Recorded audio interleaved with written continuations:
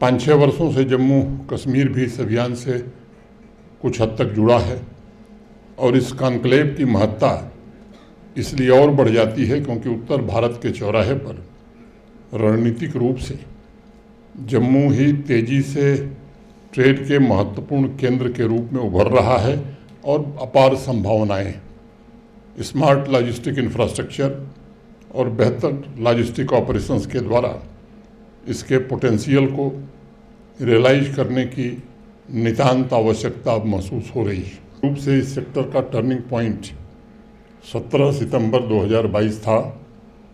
जब माननीय प्रधानमंत्री आदरणीय नरेंद्र मोदी जी ने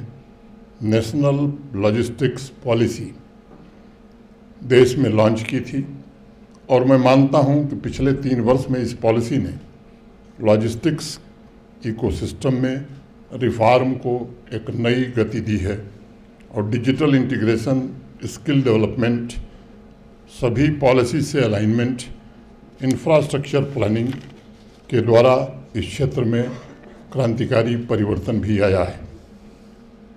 लॉजिस्टिक्स की लागत पहले की तुलना में कम हुई है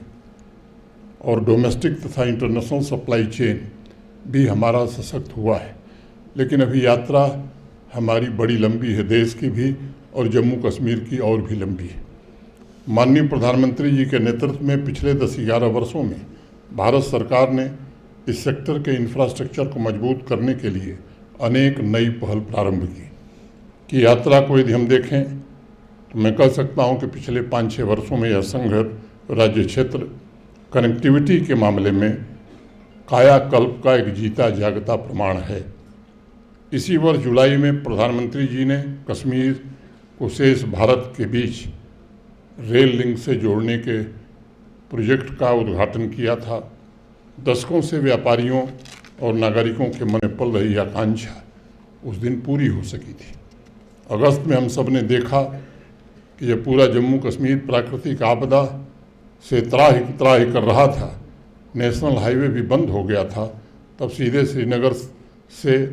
एप्पल देश के अन्य हिस्सों में ट्रांसपोर्ट करने में रेलवे के द्वारा हमने काफ़ी हद तक सफलता पाई थी। घाटी के किसानों को सीधे नेशनल मार्केट से जोड़ने में भारतीय रेल सफल हो सकी थी। प्रधानमंत्री जी ने 11,000 करोड़ रुपए दिल्ली अमृतसर कटरा एक्सप्रेस वे पर आवंटित किए हैं,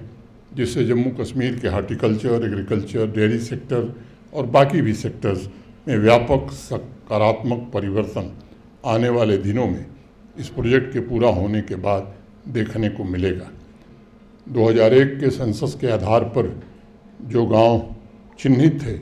वो लगभग जोड़ दिए गए थे, लेकिन बहुत प्रयास के बाद गृह मंत्री जी के व्यक्तिगत हस्तक्षेप के कारण 2011 के सेंसस के आधार पर 250 आबादी के जो गांव बचे हुए थे उनके लिए भी गत वर्ष 1468 करोड़ रुपए भारत सरकार ने कनेक्टिविटी के लिए प्रदान किए हैं।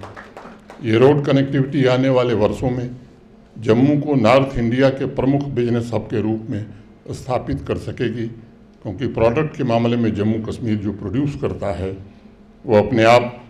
देश में बहुत अनोखा और अनूठा है। Horticulture, agriculture, manufacturing, pharma, handicraft, handloom इत्यादि के अनेक यूनिक उत्पाद को सीधे डोमेस्टिक और इंटरनेशनल कंज्यूमर तक इस कनेक्टिविटी के कारण पहुंचाने में आसानी होगी।